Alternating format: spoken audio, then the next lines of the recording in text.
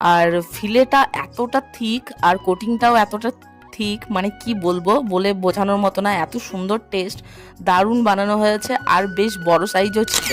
তো আমার তো বেশ ভালো লেগেছে। ফিশ ফ্রাইটা শেষ করতে না করতে পড়ে গেছে কুলচা।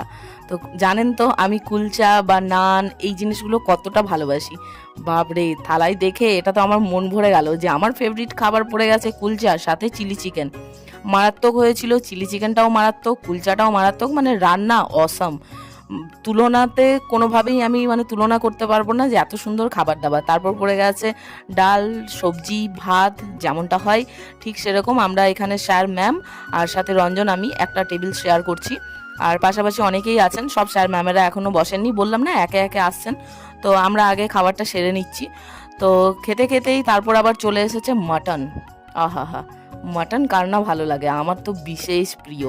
অবশ্য বলতে পারেন যে সব খাবারই তো আমার প্রিয়।